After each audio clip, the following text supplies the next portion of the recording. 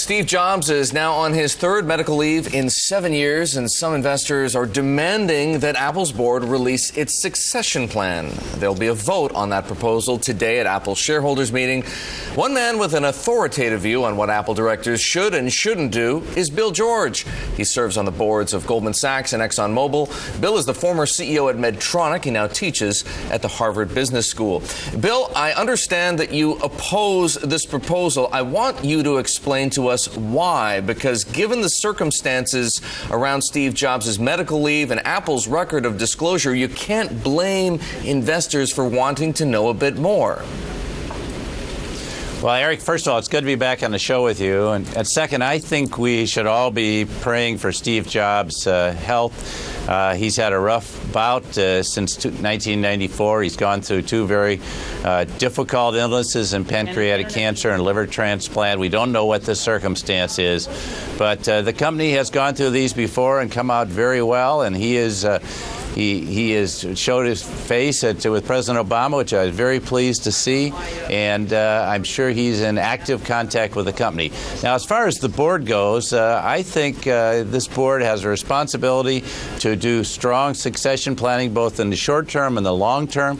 I feel confident they've done that, and I think they should confirm they have. I don't know any board that would be listing the names of who's going to be his successor when he is actively still in control of the company, even if he's on leave. They didn't do it before, and we have Tim Cook to step in right now. We have a very strong team around him, so it's not like they haven't thought about this matter. I'm sure they have, but I think it would be totally premature to say exactly what's going to happen.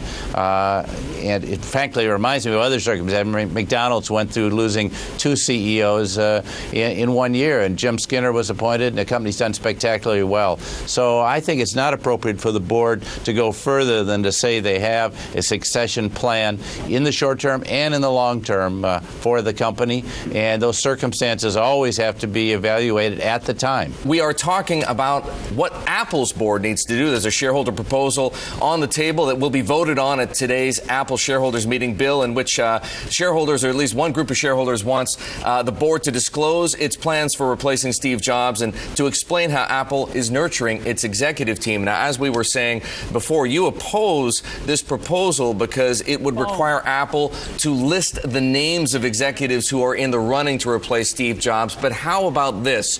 What if Apple met that shareholder proposal with some kind of a middle ground, offering a few more details about its succession planning process, if not disclosing the names?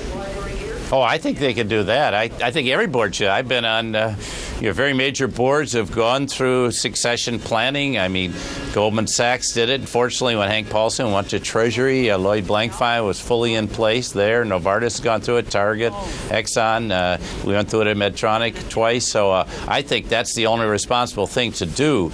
But I don't think getting into the details. There's a strong team here. You look at a guy like Jonathan Ive, who's probably the most brilliant industrial designer in the world. Ron Johnson, who came out of the Target organization, who was viewed as a very high potential there, and look at that retail business they put together. So I would anticipate that sometime in the future, Steve is going to step aside, hopefully it'll be in another 10 years. But when he does, you'll have a very strong team at the top. It might just not be one person, but a very strong team. And they've got a very good product plan, well laid out. So I don't think this company is going to have a significant change, unlike, say, Hewlett-Packard. They had to go outside 3 times, Eric. Bill, you know what investors are worried about? They're worried that Steve Jobs' doctors, have given him only a certain amount of time to live. Now, we don't know if that's the case, but what if it were? And again, the focus here is on the board, not about Steve Jobs, whom we hope will continue to lead a long and prosperous life. What should the board do if that's the case? Well, I can tell you honestly, having gone through cancer 3 times in my own family, you don't know. No one knows. I don't know if it's cancer. I don't know what it is. It could be heart disease. But honestly, in these kind of critical situations, no medical team in the world can give you a definitive diagnosis. And the way he bounced back from pancreatic cancer was remarkable.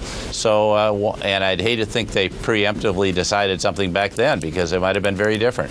So I don't think they know, and I think what you have is a contingency plan. Every board I know, Eric, has such a plan. If they don't, they're not being responsible. You have to think about these things in your company. But the key is that you have successors, Bill? unlike some of these firms that have to call up a headhunter.